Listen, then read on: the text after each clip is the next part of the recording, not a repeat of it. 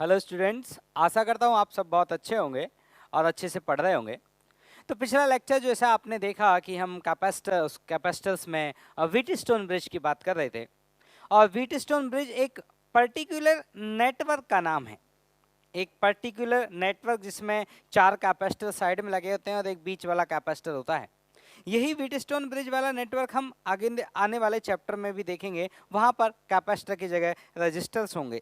तो कुछ कुछ क्वेश्चंस जो हम यहाँ देखेंगे आइडेंटिकल वैसे ही क्वेश्चन हम अगले चैप्टर में भी देखेंगे। इस चैप्टर में वहाँ कैपेसिटर्स लगे होंगे और अगले चैप्टर में वहाँ पे रजिस्टर्स लगे होंगे। ठीक, तो मैं व्हीटस्टोन ब्रिज को एक बार फिर से आपको रिवाइज कर देता हूँ।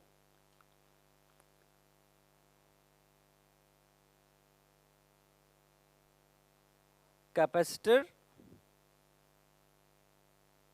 ठीक। तो व्हीटस्टोन ब्रिज को अगर मैं आपको फिर से रिवाइज करूं तो देखिए, मैं फिर से आपको, और ये व्हीटस्टोन ब्रिज वाला जो नेटवर्क है इसको दिमाग में अच्छे से याद रखिएगा। बस इतना यूज आएगा कि ये अपने आप याद हो जाएगा, कोई चाहे नहीं याद करना तो भी याद हो जाएगा। ये कैपेसिटर में तो थोड़ा कम क्वेश्चन मिलेंगे इसके, लेकिन जब आप नेक्स्ट चैप्टर पढ़ेंगे, नेक्स्ट चैप्टर जब हम पढ़ेंगे करंट इलेक्ट्रिसिटी, उस करंट इलेक्ट्रिसिटी में व्हीटस्टोन ब्रिज खूब काम आएगा, जी भर के काम आएगा। ठीक है, तो देखिए मैं फिर भी नेटवर्क बना देता हूं। तो आपको मैंने बताया था कि ये जो हमारा नेटवर्क है इसमें जो बैटरी होती है ये इस अल्टरनेट पॉइंट पर लगी होती है। यहां ये बैटरी लगी होती है, ठीक। और यहां पे भी हम एक कैपेसिटर लगाते हैं और सभी कैपेसिटर अनचार्ज होने चाहिए। इनिशियली ऑल कैपेसिटर कैसे होने चाहिए? अनचार्ज।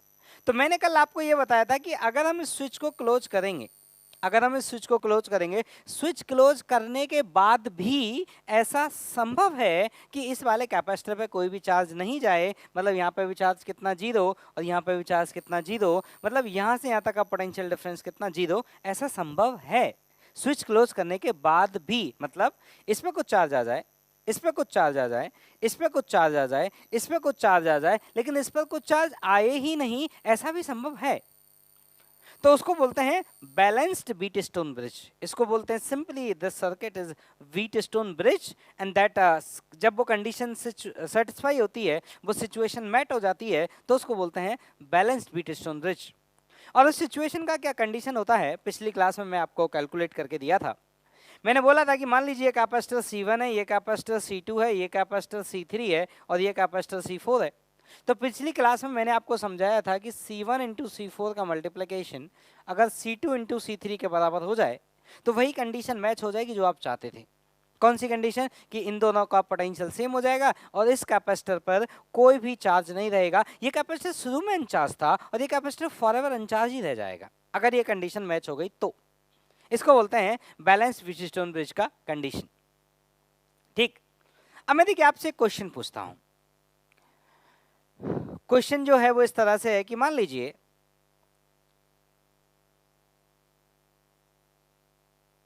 इस तरह से आपके पास ये 3 कैपेसिटर्स हैं और क्वेश्चन ये है कि यहां से यहां, सॉरी, एक कैपेसिटर और है और एक कैपेसिटर और है।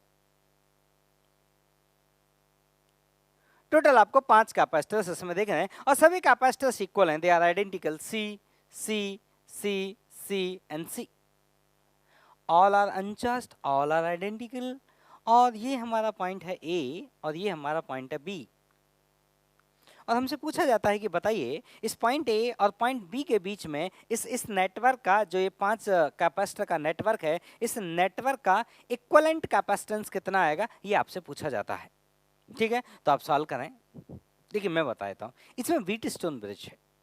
अब होता क्या है ना, पेपर में जब क्वेश्चन पूछा जाता है तो उसमें ये डायग्राम नहीं बना के दिया जाता, इसी डायग्राम को थोड़ा टेढ़ा मेढ़ा ट्विस्ट करके दिया जाता है। अब आपको ये पहचानना होता है कि नहीं ये तो वही डायग्राम है।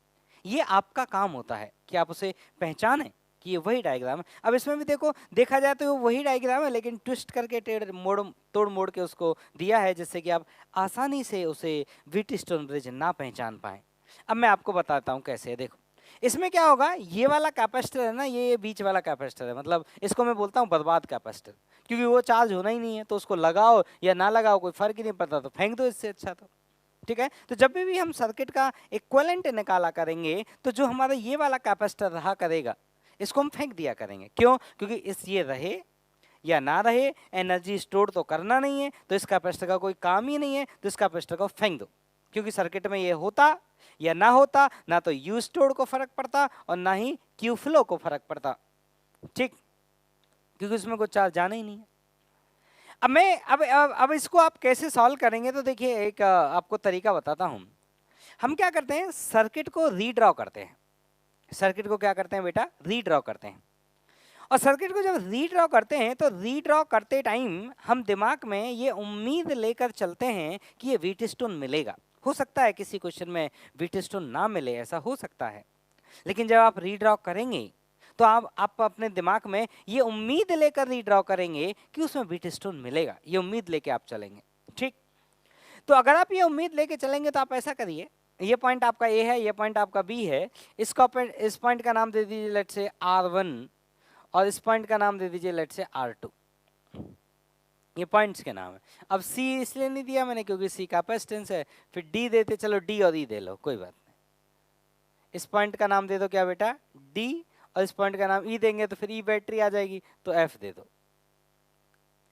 अब मैं कह रहा हूं कि आप ये उम्मीद लेके चल रहे हैं कि वो व्हीटस्टोन ब्रिज मिलेगा, तो आप ऐसा करिए, जिन दो पॉइंट के बीच में, अब देखो इन दो पॉइंट के बीच में अगर मुझे इक्विवेलेंट निकालना पड़े इस नेटवर्क में, तो मैं क्या करूंगा, इसको फेंक दूंगा।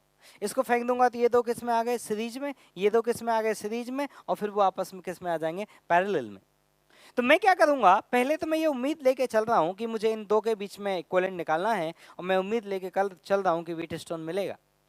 तो आप क्या करिए, यहाँ एक पॉइंट बनाइए B और यहाँ एक पॉइंट बनाइए E, ठीक। आपका जो पॉइंट D है इसको यहाँ मार्क कर दीजिए, D, और पॉइंट E को यहाँ मार्क कर दीजिए। पॉइंट E नहीं है, वो F है, पॉइंट F को यहाँ मार्क कर दीजिए। और आप इस उम्मीद के साथ आगे बढ़िए कि आपको व्हीटस्टोन मिलेगा। इस उम्मीद के साथ आप आगे बढ़िए कि आपको व्हीटस्टोन मिलने वाला है।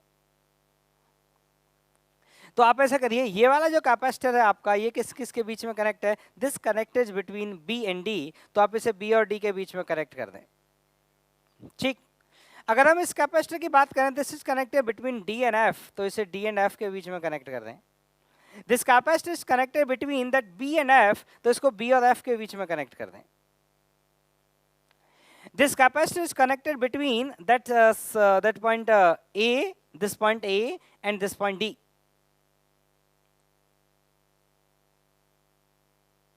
And this capacitor is connected between A and F, तो इसको यहां से यहां तक कनेक्ट कर दीजिए।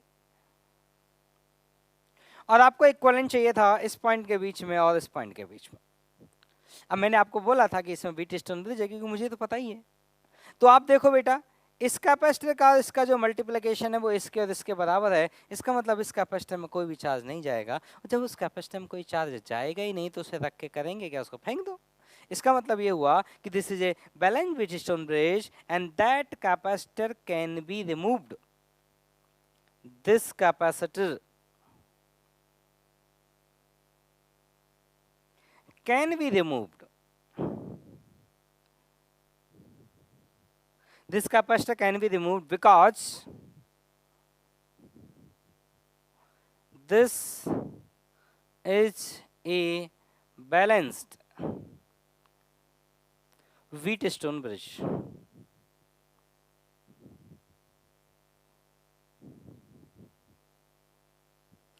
तो अगर ये बैलेंस व्हीटस्टोन ब्रिज है इसलिए इस कैपेसिटर को इसमें से रिमूव किया जा सकता है। तो आपका डायग्राम कहाँ तक पहुंच गया, दिस पॉइंट इज B, और ये आपके दो कैपेसिटर्स ऊपर, इधर दो कैपेसिटर डाउनवर्ड डायरेक्शन में,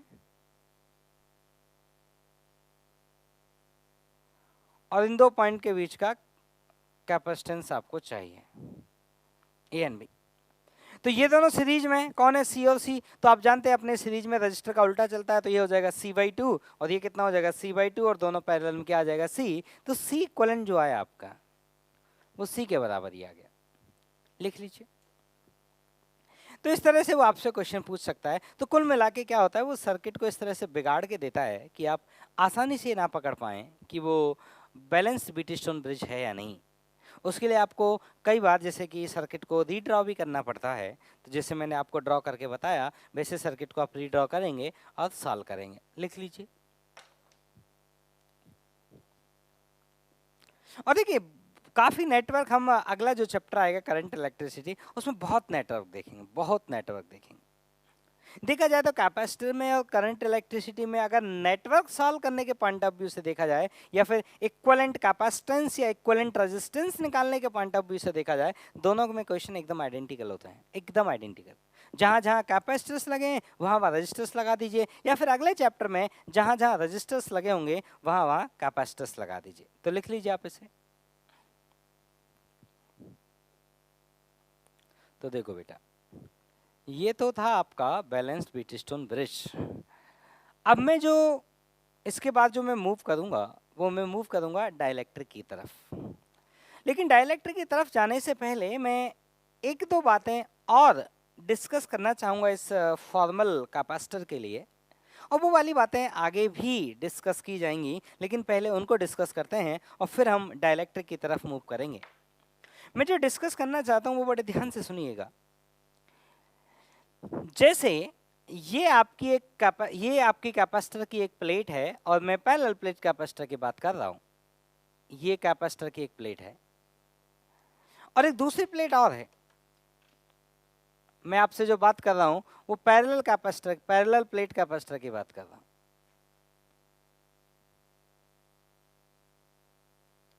मैं आपसे जो बात कर रहा हूं वो किसकी बात कर रहा हूं? पैरेलल प्लेट कैपेसिटर की बात कर रहा हूं। अब आप जानते हैं कि जो हमारा पैरेलल प्लेट कैपेसिटर होता है उसकी जो दोनों सरफेस हैं वो एक दूसरे को ऐसे फेस कर रही होती हैं, और इस एक सरफेस पे पॉजिटिव चार्ज आता है और इस पे एक नेगेटिव चार्ज होता है। They have positive and negative charge and facing each other and separation is very very small but compare to the root of this surface area. ठीक। अब कई बार ना हमसे ये पूछा जाता है कि जो ये प्लस चार्ज है और ये माइनस चार्ज है ये एक दूसरे को अट्रैक्ट करेंगे, ये दोनों एक दूसरे पे फोर्स लगाएंगे। तो कई बार हमसे उस फोर्स की वैल्यू पूछी जाती है। तो देखिए मैं आपको बताता हूं। तो कहानी ये है कि अगर इस वाली प्लेट पे मान लीजिए प्लस क्यू चार्ज है और इस वाली प्लेट पे माइनस क्यू चार्ज है, तो ये प्लेट एक दूसरे को अट्रैक्ट करती हैं, और मैं मान लेता हूँ इन प्लेट का एरिया ए के बराबर है। तो हमें लिखना है कि इन दोनों प्लेट के बीच में जो फोर्स ऑफ अट्रैक्शन है वो कितना होगा। तो मुझे बताइए, ये जैसे मैं यहाँ पे साइड व्यू बनाता हूँ, साइड व्यू में ये दोनों प्लेट कैसे देखेंगी? एक लाइन की तरह देखेंगी। आप सोचिए अगर मैं इधर से देखूँ, आप सोचो ऐसे मैं देखूँ इधर से, तो मुझे दोनों क्या देखेंगे? दोनों मुझे ऐसे लाइन से देखेंगे। तो ये लाइन मैंने बना दिया। लेफ्ट वाली प्लेट पे पॉजिटिव चार्ज है और जो राइट वाली प्लेट है उस पर नेगेटिव चार्ज है। लेफ्ट पे पॉजिटिव चार्ज है और राइट पे कैसा है? नेगेटिव चार्ज है। अब मुझे बताओ इस प्लस चार्ज पे जो फोर्स लगाएगा वो कौन लगाएगा? नेगेटिव चार्ज लगाएगा। और चार्ज की जगह कौन फोर्स लगाता है? उसकी इलेक्ट्रिक फील्ड फोर्स लगाती है। चार्ज के बिहाफ में कौन फोर्स लगाता है? उसकी इलेक्ट्रिक फील्ड फोर्स लगाती है। अब मुझे बताओ अगर इस पे चार्ज माइनस क्यू के बराबर है, इसका एरिया ए के बराबर है, तो charge per unit area negative आएगा और उसका मैग्नीट्यूड आएगा क्यू अपॉन ए। और इसके कारण जब मैं इलेक्ट्रिक फील्ड लिखूंगा, इसके कारण, सिर्फ इसके कारण मैं जब इलेक्ट्रिक फील्ड लिखूंगा वो आएगा sigma upon two epsilon not. ठीक। तो इस रीजन में जब हम टोटल इलेक्ट्रिक फील्ड लिखते हैं तो टोटल में ये प्लस चार्ज और ये माइनस चार्ज दोनों का इलेक्ट्रिक फील्ड इन्वॉल्व होता है टोटल में। इस प्लस और इस माइनस दोनों का इलेक्ट्रिक फील्ड इन्वॉल्व होता है कब? जब हम टोटल चार्ज लिखते हैं, टोटल इलेक्ट्रिक फील्ड लिखते हैं। लेकिन अभी मैं टोटल इलेक्ट्रिक फील्ड की बात नहीं कर रहा, मैं कह रहा हूं कि यहाँ पे जो इलेक्ट्रिक फील्ड हमें लिखनी है वो सिर्फ इस माइनस चार्ज के कारण लिखनी है। तो अगर देखो मैं आपको दोनों ही लिख के बताता हूँ। प्लस के कारण इधर आएगा कितना? Q by A upon two epsilon not. Minus के कारण भी इधर ही आएगा कितना? Q by A upon two epsilon not. तो अगर मैं ई नेट की वैल्यू लिखूंगा जिसकी मुझे जरूरत नहीं है, पर मैं इसलिए लिख के दिखा रहा हूं जिससे आप कंफ्यूज ना हो, ई नेट अलग चीज है और सिर्फ एक प्लेट का फील्ड वो अलग बात है। तो ई नेट में देखो दोनों प्लेट का फील्ड एडअप होगा और ये आ जाएगा Q upon A upon epsilon not. लेकिन मैं नेट नहीं लिख रहा, मुझे सिर्फ लिखना है माइनस क्यू का फील्ड। किसके ऊपर? प्लस क्यू के ऊपर। क्यों लिखना है? क्योंकि माइनस क्यू ने फोर्स लगाया है प्लस क्यू पे। तो जो फोर्स का वैल्यू आएगा F, वो आएगा charge into electric field. Electric field का फॉर्मूला कितना है? Q upon A divided by 2 epsilon not. ठीक, तो जो हमारा फोर्स ऑफ अट्रैक्शन आया, इस वाली प्लेट ने उसको अट्रैक्ट किया, उसने इसको अट्रैक्ट किया, जो हमारा फोर्स ऑफ अट्रैक्शन आया, उस फोर्स ऑफ अट्रैक्शन का जो वैल्यू है F, वो किसके बराबर आया बेटा? Q square upon 2a epsilon not. लिख लीजिए इसको।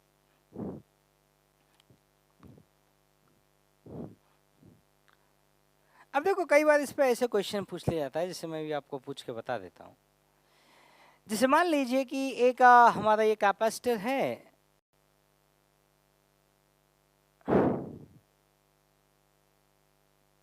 ये हमारा कैपेसिटर है, ठीक, और इस कैपेसिटर पे चार्ज, ये हमारे कैपेसिटर की पॉजिटिव प्लेट है, और ये नॉन कंडक्टिंग वायर, ये है हमारा नॉन कंडक्टिंग वायर, और ये हमारी कैपेसिटर की प्लेट है। मान लेते हैं ये पॉजिटिव प्लेट है। नॉन कंडक्टिंग मैंने इसलिए बोला क्योंकि यहाँ से चार्ज फ्लो करके यहाँ नहीं जाएगा। नहीं आप बोलोगे सर अर्थ से कनेक्ट कर दिया। और ये हमारी एक दूसरी प्लेट है, और ये वाली प्लेट जो है ऐसे पुली से हमने, और ये नॉन कंडक्टिंग थ्रेड है, और ये मास है m। इस प्लेट को चार्ज दिया गया है Q, इस प्लेट को चार्ज दिया गया है Q, और इस प्लेट का एरिया है A। हमसे पूछा जाता है बताइए इस m मास की वैल्यू क्या होना चाहिए जिससे कि ये कैपेसिटेंस बना रहे, ये कैपेसिटर कोलैप्स नहीं कर जाए। ये कैसे कोलैप्स कर जाएगा? जैसे मान लो इस पर प्लस चार्ज है और इस पर माइनस चार्ज है, तो अगर दोनों आके मिल गए तो स्टोर्ड एनर्जी खत्म, कैपेसिटर का यूज खत्म, उसमें कोई स्टोर्ड एनर्जी ही नहीं है। तो कितना ये मास होना चाहिए ये कैपेसिटर बना रहे? इसका मतलब ये हुआ कि ये सिस्टम इक्विलिब्रियम में रहना चाहिए, क्योंकि ये नीचे गया तो भी दिक्कत, और ये प्लेट इधर गई तो भी दिक्कत। तो इस पे नीचे कौन लग रहा है? mg, ऊपर कौन लग रहा है? Tension T। यहां से बात करें तो यहां से टेंशन कौन लग रहा है? T, और यहां से ये प्लेट अट्रैक्ट हो रही है, अट्रैक्ट कर रहा है दूसरा कैपेसिटर, दूसरी वाली प्लेट कितने फोर्स से अट्रैक्ट कर रही है? Q square upon 2 epsilon not. देखो फोर्स का formula, and that equal to mg। तो m का वैल्यू कितना है बेटा? Q square upon 2a epsilon not into g। ठीक है, तो देखिए फोर्स बिटवीन द प्लेट्स ये कभी कभी पूछ लिया जाता है, तो आपको अच्छे से याद रहे कि फोर्स लिखने के लिए आपको चार्ज पता होना चाहिए कि कैपेसिटर पे कितना चार्ज है। और आप एक चीज़ नोटिस करो, देखो मैं ऐसे भी पूछ सकता हूँ आपसे, मुझे बताओ जैसे जैसे ये कैपेसिटर चार्ज होता गया, इनकी प्लेट का फोर्स ऑफ अट्रैक्शन बढ़ता गया, और वो क्यू स्क्वायर के फंक्शन से बढ़ा है, क्यू के फंक्शन से नहीं बढ़ा है। अब देखो F is proportional to Q square, F is proportional to Q square. तो पहले अगर Q कूलाम चार्ज था तो फोर्स F की वैल्यू थी, और अगर आपने चार्ज 2Q कूलाम कर दिया तो फोर्स का वैल्यू कितना हो जाएगा बेटा? 4F। ठीक, तो लिख लीजिए इसको।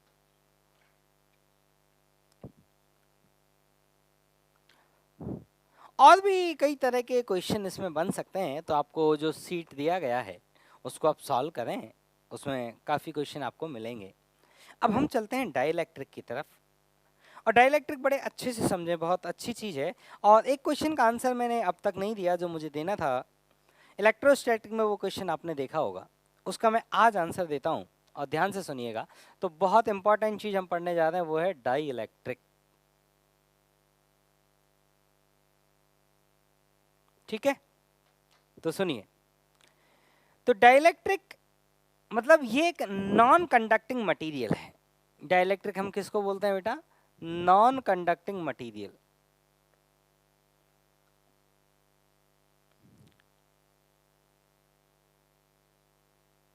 नॉन कंडक्टिंग मटेरियल है वो हमारा कौन है? डाइलेक्ट्रिक है। तो अब होता क्या है, तो आप एक बेसिक चीज समझ लीजिए, सबसे बेसिक, एकदम बेसिक ये है कि व्हेन एटम इज प्लेस्ड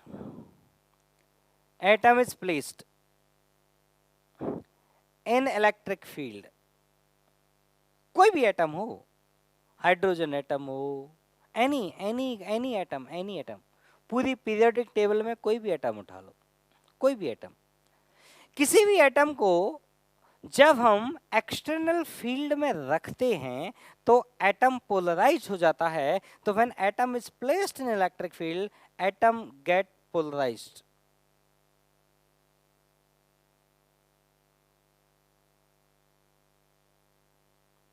हमारा जो एटम है वो क्या हो जाता है, पोलराइज हो जाता है। एटम के पास एक अपना डाइपोल मोमेंट आने लगता है। पहले एटम का कोई डाइपोल मोमेंट नहीं था। When there is no field, dipole moment of atom was 0।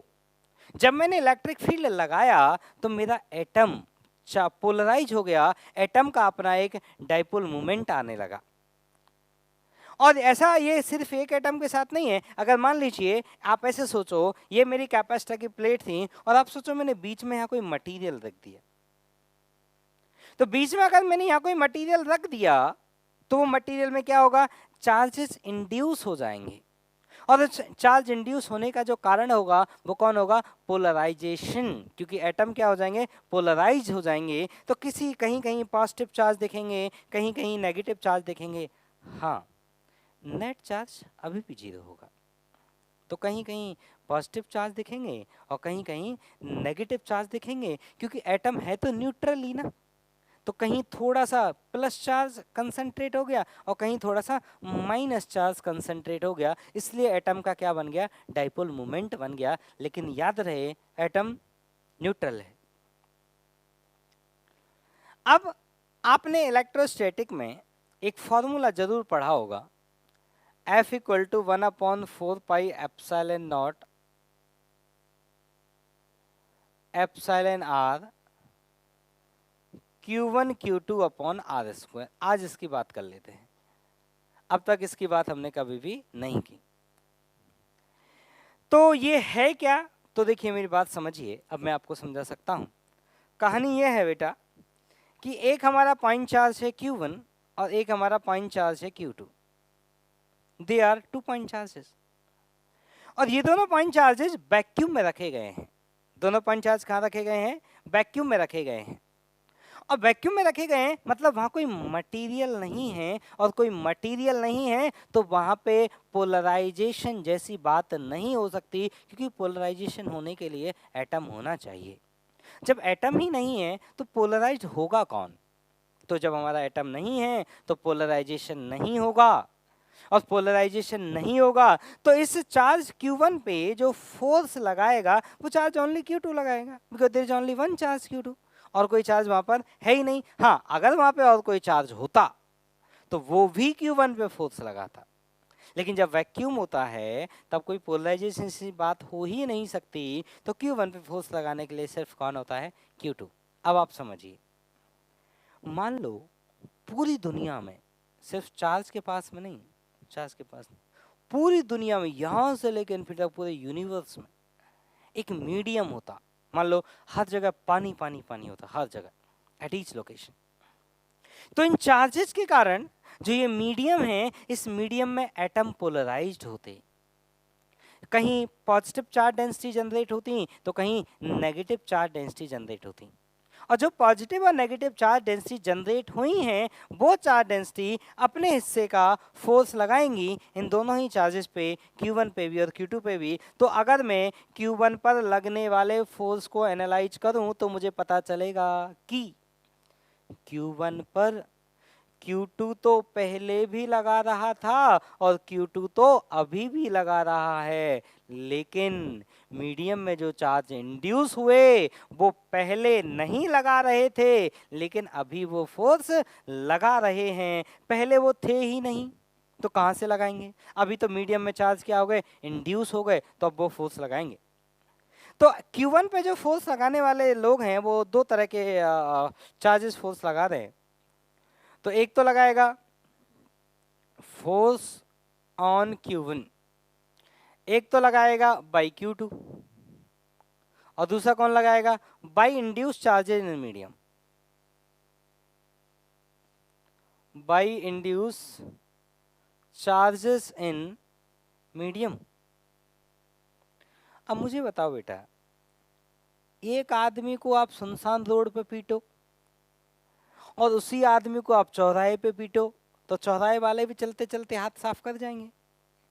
तो उस आदमी पे जो लगने वाला नेट फोर्स होगा वो बदल जाएगा, क्योंकि पहले अकेला आदमी पीट रहा था, अब उस अकेले ने तो पीटा ही पीटा, चौराहे पे गुजरने वाले भी हाथ साफ कर गए, वो भी पीटे। तो वही हाल हुआ इस बेचारे Q1 का।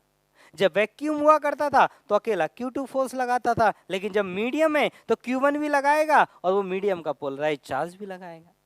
तो Q1 पे लगने वाला नेट फोर्स, मेरे शब्द ध्यान से सुने, मैंने नेट फोर्स शब्द इस्तेमाल किया है।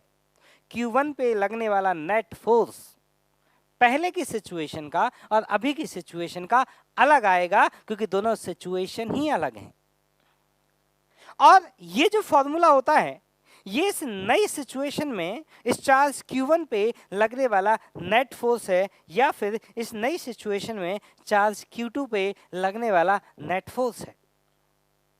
अरे Q1 पर तो Q2 ने अभी भी उतना ही लगाया जितना वो पहले लगाता था। कितना? 1/4 pi epsilon not Q1 Q2 by r square.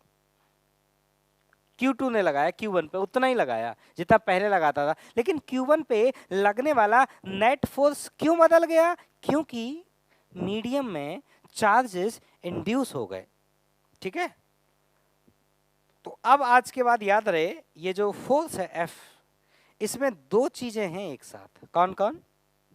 By Q2 and by the induce charges of the medium, ये दोनों मिलके ये फोर्स बना है। अब कोई ये निकालना चाहे कि सर इसका जो मीडियम का इंड्यूस चार्ज है इनका कितना फोर्स आएगा, तो बेटा आप देखो Q2 का फोर्स तो आप जानते हैं, पहले भी जानते थे, अभी भी जानते हैं। तो आप नेट फोर्स में से इस फोर्स के कंट्रीब्यूशन को हटा दीजिए, इस Q2 के कंट्रीब्यूशन को हटा दीजिए, तो जो भी बचेगा वो सिर्फ किसका बचेगा? इंड्यूस चार्जेस के कारण। लिख लो। हाँ तो देखो, तो देखिए इस वाले सवाल में, मतलब इस पूरे एनालिसिस में आपने ये समझा कि एक पॉइंट चार्ज दूसरे पॉइंट चार्ज पे हमेशा उतना ही फोर्स लगाता है जितना वो वैक्यूम में लगाता है। मतलब एक पॉइंट चार्ज का फोर्स दूसरे पॉइंट चार्ज पे मीडियम के हिसाब से नहीं बदलता है, लेकिन जब इस कॉन्फ़िगरेशन को हम किसी मीडियम में लेकर जाते हैं तो इस Q1 पर लगने वाला नेट फोर्स बदल जाता है, क्योंकि Q1 पर फोर्स लगाने वाली पब्लिक बदल जाती है। वैक्यूम में सिर्फ Q2 लगाता है, लेकिन जब हम किसी मीडियम इन दोनों को ले जाते हैं तो Q1 पर Q2 तो लगाएगा ही, इसके साथ मीडियम में जो पोलराइज्ड चार्ज डेंसिटी है वो भी इस Q1 पे फोर्स लगाती है। जैसे मैं आपको एक कैलकुलेशन करके देता हूं, आपको अच्छा लगेगा कैलकुलेशन। तो देखिए कैलकुलेशन ऐसे है कि मान लीजिए दो पॉजिटिव चार्ज है, एक चार्ज है Q और दूसरा पॉजिटिव चार्ज है Q, and both are positive charges and having separation R,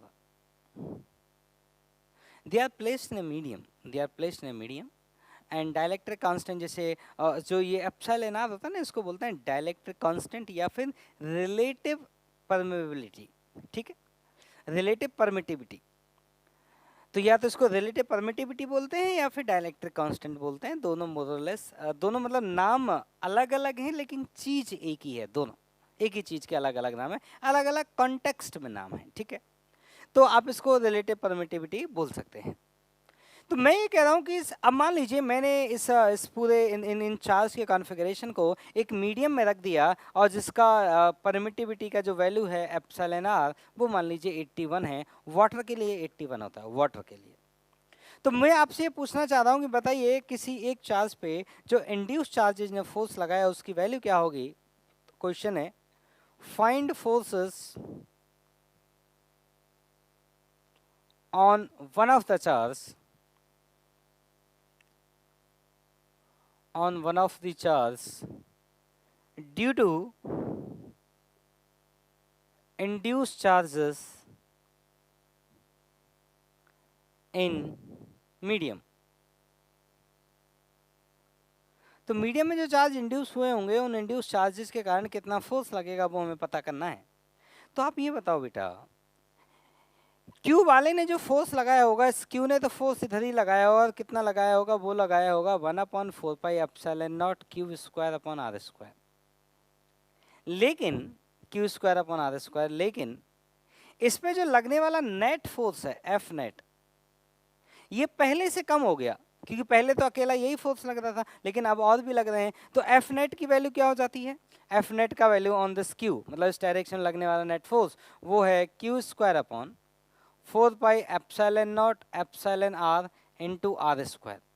तो मुझे बता, जो इस पर नेट फोर्स है वो इस वाले फोर्स से कम आ रहा है, इसका मतलब जो मीडियम के चार्जेज हैं उन्होंने जो फोर्स लगाया होगा वो इस डायरेक्शन लगाया होगा, F due to induce charges. इसका मतलब इसके ऊपर जो नेट फोर्स आएगा इस डायरेक्शन में वो इससे कम आएगा, क्योंकि इंड्यूस चार्जेस का कारण फोर्स किधर लग रहा है? पीछे। आप बोलेंगे सर आपको ये कैसे पता चला कि इंड्यूस चार्जेस का फोर्स पीछे ही लगेगा? क्योंकि मैं ये जानता हूँ नेट फोर्स इस वाली वैल्यू से कम आता है, और अगर नेट फोर्स को इस वैल्यू से कम आना है तो इंड्यूस चार्जेस के फोर्स को इधर ही आना होगा। अब आप सोचो, इंड्यूस चार्जेस के फोर्स अगर इधर आते तो नेट फोर्स तो इससे ज़्यादा आ जाता, लेकिन मैं जानता हूँ इंड्यूस चार्जेस का जो फोर्स है वो पीछे आना ही चाहिए, क्योंकि जो नेट फोर्स है वो कम हो जाना है। तो this equal to Q square upon 4 pi epsilon not r square minus F induce. ठीक बेटा, तो यहाँ से देखिए एफ इंड्यूस की वैल्यू अगर वो पूछना चाहें तो हम बता सकते हैं Q square upon 4 pi epsilon not r square common ले लिया जाए, ये आएगा 1 माइनस 1 अपॉन एप्सिलॉन आर। ये है आपका इंड्यूस चार्जेस का फोर्स किसी एक पॉइंट चार्ज पे, लिख लीजिए। तो देखिए ये डाइलेक्ट्रिक की बातें थी इलेक्ट्रोस्टैटिक से रिलेटेड। अब मैं डाइलेक्ट्रिक की बातें कैपेसिटर में करना चाहता हूं, तो सुनिएगा। तो अब आपको ये सवाल क्लियर होना चाहिए कौन कितना फोर्स लगाता है, क्या लगाता है। अब देखिए, अब एक मतलब आप इसको दुर्भाग्य कहेंगे कि जब सवाल पूछा जाता है ना कि इन 2 पॉइंट चार्ज का बीच का फोर्स बताइए, तो वहाँ पे ना कई बार लैंग्वेज ऐसा कहना चाहती है कि वो सिर्फ इन दोनों का फोर्स पूछा गया है, और आंसर में आप देखेंगे ये वाला आंसर दे दिया जाता है, ये वाला। तो वो थोड़ा सा, इसके जितने भी क्वेश्चन पूछे जाते हैं उनमें बहुत कम आपको ऐसे क्वेश्चन मिलेंगे जहाँ पे वो एकदम क्लियर लैंग्वेज करके चलें। लैंग्वेज का यहाँ पे थोड़ा सा दिक्कत रहता है, ठीक है। अब नहीं रहना चाहिए पर अब रहता है, तो उसका हम लोग कुछ नहीं कर सकते।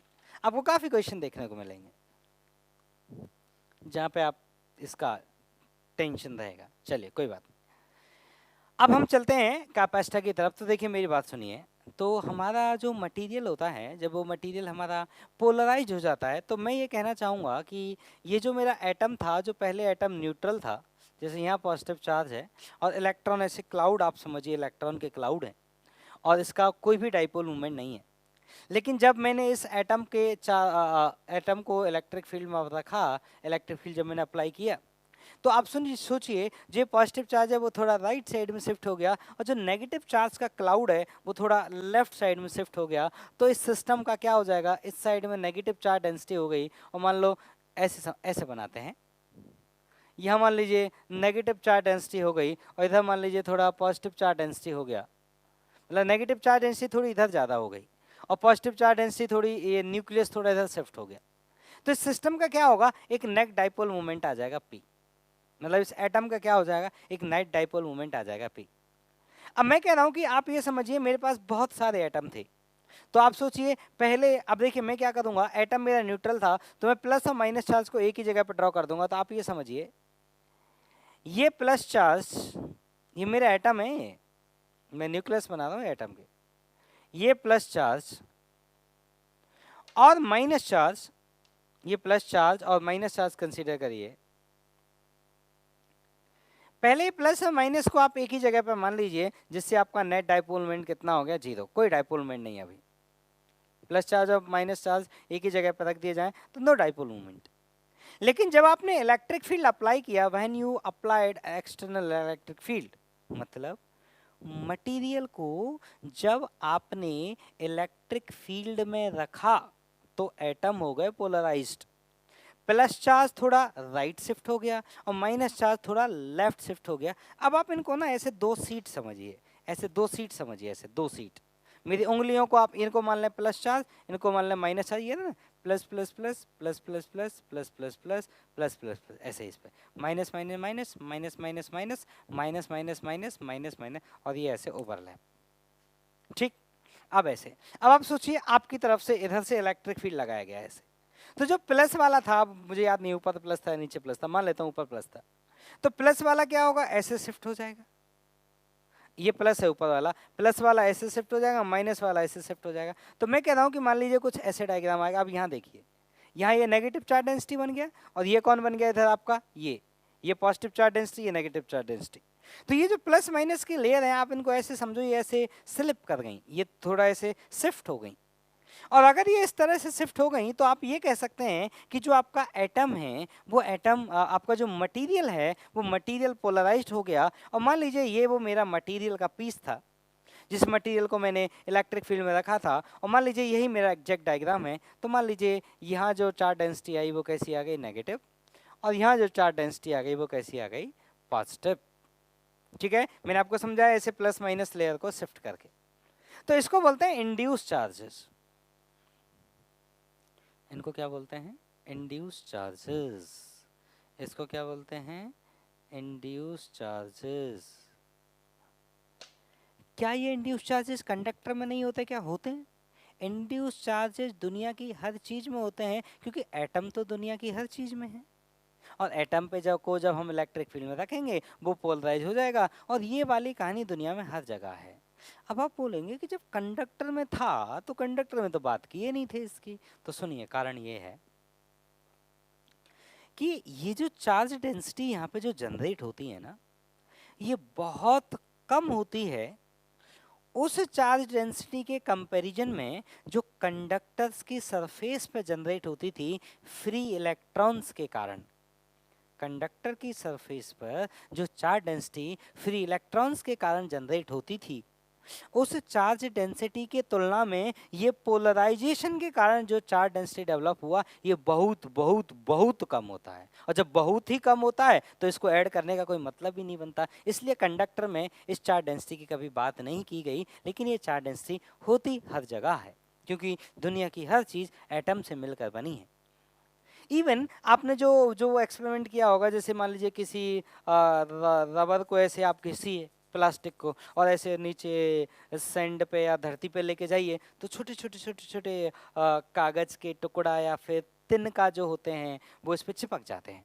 क्यों क्यों चिपक जाते हैं? उसका कारण यही है क्योंकि जो वो कागज है ना, मैं कागज के टुकड़े को लेकर एक्सप्लेन कर देता हूँ। जो कागज का टुकड़ा है वो एक एटम है, उसमें एक एटम नहीं, उसमें बहुत सारे एटम हैं।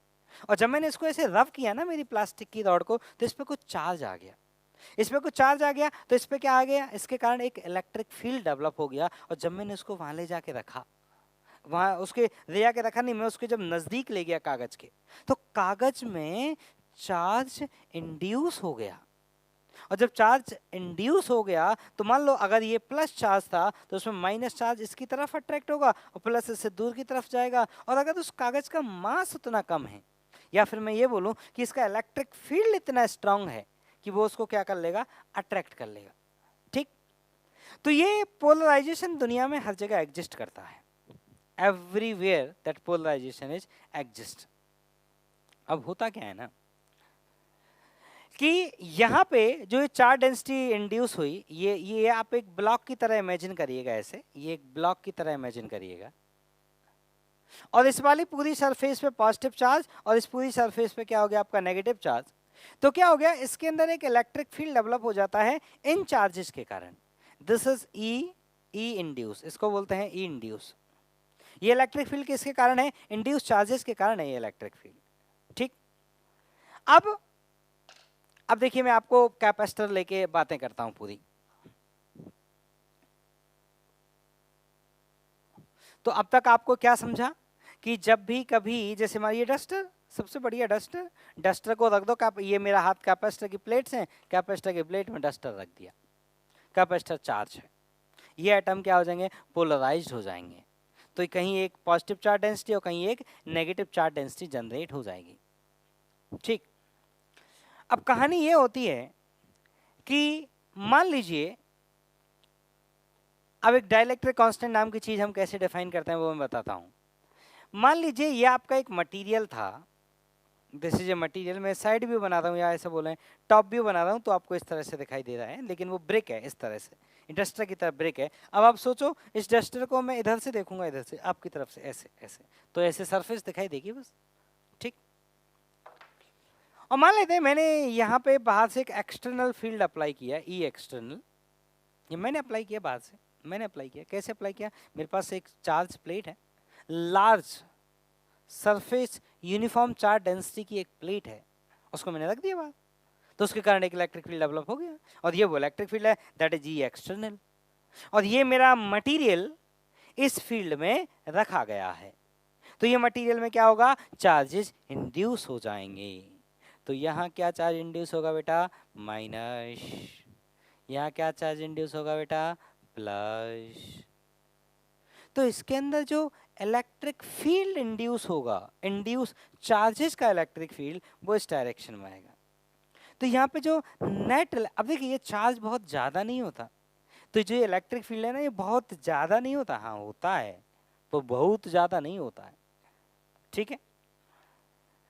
तो अब अगर मैं यहाँ पे नेट इलेक्ट्रिक फील्ड की बात करूं, इस वाले पॉइंट पे नेट इलेक्ट्रिक फील्ड की बात करूं, ई नेट, तो बेटा इस पॉइंट पे नेट इलेक्ट्रिक फील्ड की बात करेंगे तो एक तो इलेक्ट्रिक फील्ड ये वाली होगी, कौन सी, जो एक्सटर्नल हमने अप्लाई किया, और एक इलेक्ट्रिक फील्ड कौन सी होगी, जो वहां पर इंड्यूस हुई, किसके कारण, उन चार्जेस के कारण।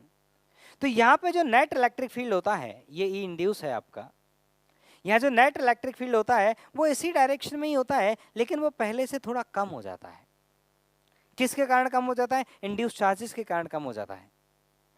अब जो डाइलेक्ट्रिक कांस्टेंट हम डिफाइन करते हैं वो इसी तरह से डिफाइन करते हैं कि जो ई एक्सटर्नल है उसमें अगर हम इस ई नेट का डिवाइड लगा दें तो ये आता है कि, और इसके को बोलते हैं dielectric constant of that material. आपको क्वेश्चंस में ये दिया जाएगा, आपको याद करने की जरूरत नहीं है, लेकिन फिर भी याद रहे, वाटर के लिए 81 होता है, वाटर का याद रहे, डाइलेक्ट्रिक कांस्टेंट।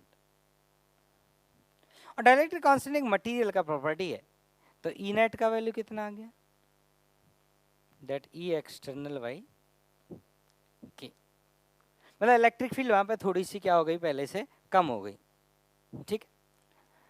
अब अगर आपको ये निकालनी हो कि इन इंड्यूस चार्जेस का इलेक्ट्रिक फील्ड कितना है तो आप निकाल सकते हैं, कैसे, आप देखिए, आप क्या करिए, ई एक्सटर्नल में से ई इंड्यूस को सब्ट्रैक्ट कर दीजिए, तो ये जो आपका बचेगा वो कितना बचेगा, दैट ई एक्सटर्नल बाई के, this is the definition of the dielectric constant, ठीक।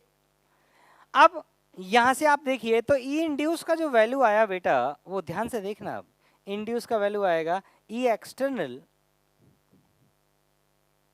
इंटू 1 माइनस 1 अपॉन के। अब देखो इसमें इंपॉर्टेंट चीज ये है कि जितना ज्यादा इलेक्ट्रिक फील्ड एक्सटर्नल होगा उतना ज्यादा इंड्यूस इलेक्ट्रिक फील्ड भी होगा, और अगर एक्सटर्नल फील्ड को जीरो कर दिया जाए तो इंड्यूस फील्ड भी क्या हो जाएगा, जीरो। तो इंड्यूस फील्ड का जन्म जो हुआ वो इस एक्सटर्नल फील्ड के कारण ही हुआ, लेकिन उसके अपोजिट हुआ, तो इंड्यूस एक्सटर्नल को कैंसिल आउट कर रहा है, काट रहा है, ठीक है। तो यहां से आप ऐसे लिख सकते हैं कि if E external is zero then no induced charges, then no polarization,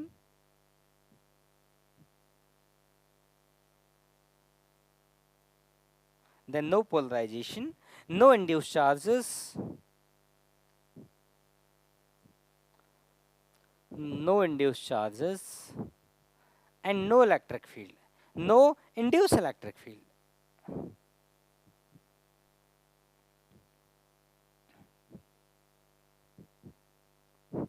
और जितना ई एक्सटर्नल स्ट्रांग होगा उतना ही ज़्यादा इंड्यूस इलेक्ट्रिक फील्ड भी डेवलप होगा।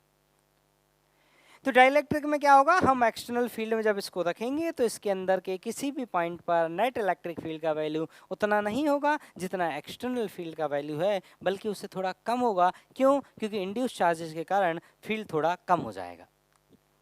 अब क्या फर्क पड़ेगा इससे हमारे सिस्टम के कैपेसिटर को या सिस्टम के कैपेसिटेंस को? तो याद रखना, कैपेसिटेंस इंट्रोड्यूस करने से सिस्टम का कैपेसिटेंस इंक्रीज करता है।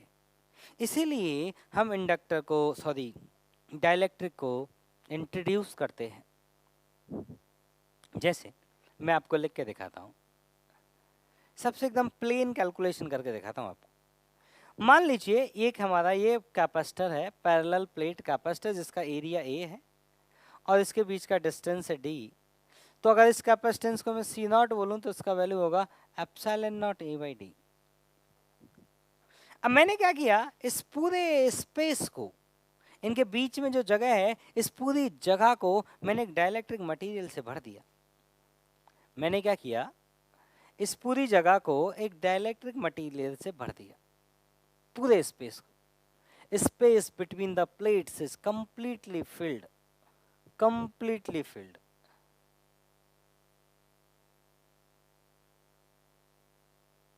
Completely filled with A dielectric constant की। ठीक, तो अब हमें निकालना है कि बताइए अब इस सिस्टम का कैपेसिटेंस क्या होगा। तो देखिए, सिस्टम का कैपेसिटेंस निकालने का तरीका मैंने आपको ये बताया था, एक प्लेट पे प्लस चार्ज दीजिए, दूसरी प्लेट में माइनस चार्ज दीजिए और फिर पोटेंशियल डिफरेंस लिखिए और फिर कंपेयर करिए Q equal to C delta V. वही काम अब करना पड़ेगा, क्योंकि वो तो एक बेसिक तरीका है लिखने का। आपको हमेशा कैपेसिटेंस उसी तरीके से ही लिखना पड़ेगा। तो अगर मैंने मानो बेटा एक प्लेट को प्लस क्यू चार्ज दिया, दूसरी प्लेट को माइनस क्यू चार्ज दिया, तो मैं जानता हूं ना कि अंदर इलेक्ट्रिक फील्ड कितना होगा, Q upon A epsilon not नहीं होगा। पिछली बार जब मैं डेरिवेशन किया था तो आप कॉपी पलट के देखिए, पेज पलट के देखिए, Q upon A epsilon not net electric field था। लेकिन अभी नेट इलेक्ट्रिक फील्ड का जो वैल्यू होगा वो होगा Q upon A epsilon not by के। नेट इलेक्ट्रिक फील्ड पहले से कम होता है और इसको डिस्टेंस से मल्टीप्लाई करूंगा तो ये हो जाएगा पोटेंशियल डिफरेंस डेल्टा वी। तो यहाँ से Q का जो वैल्यू आया वो आया एप्सिलॉन नॉट ए के by D into delta we. This is my Q। और Q को कंपेयर किया जाए तो Q हो जाएगा C डेल्टा वी। तो कैपेसिटेंस का जो वैल्यू आया C, वो आया एप्सिलॉन नॉट ए के अपॉन डी। तो किसी भी सिस्टम का अगर आपको कैपेसिटेंस लिखना है, किसी भी सिस्टम का, तो अगर आपको इसमें आप एक बात अप्रिशिएट कर सकते हैं जो मैंने बोला कि डाइलेक्ट्रिक इंट्रोड्यूस करने से कैपेसिटेंस बढ़ जाता है। पहले कैपेसिटेंस कितना था, epsilon not a by D, तो अभी कितना हो गया, k times of that C not. तो कोई भी सिस्टम हो, अगर आप उसमें डाइलेक्ट्रिक मीडियम इंट्रोड्यूस कर देंगे तो सिस्टम का जो कैपेसिटेंस हो जाएगा वो पहले से क्या हो जाएगा, थोड़ा बढ़ जाएगा।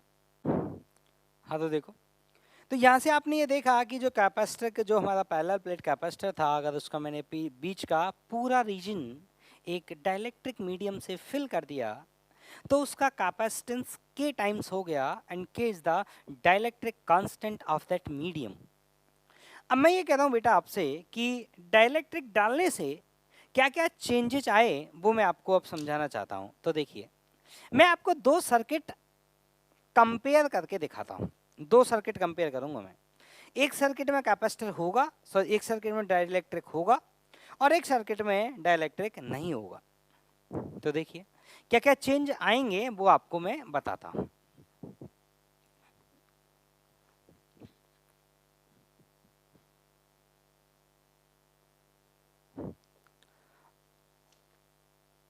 देखिए बेटा, आप ऐसे समझो, जैसे मान लीजिए ये कैपेसिटर है जिसका कैपेसिटेंस C और यहाँ एक बैटरी है।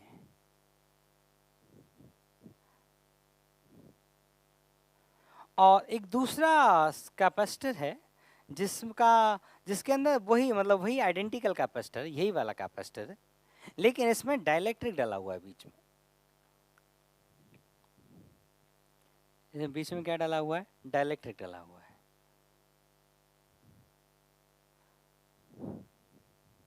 और डाइलेक्ट्रिक कांस्टेंट है K और वही आइडेंटिकल कैपेसिटर है, तो इस सिस्टम का जो कैपेसिटेंस हो जाएगा वो हो जाएगा K टाइम्स ऑफ C। और यहाँ पे बैटरी है, सेम स्टोरी, एकदम वही बैटरी, एकदम आइडेंटिकल, एवरीथिंग इज आइडेंटिकल। और कहानी वही है कि स्विच को क्लोज किया गया, स्विच को क्लोज किया गया। स्विच को क्लोज करने के बाद हमने इस सर्किट को सफिशिएंट टाइम दिया, जितना टाइम चाहिए था।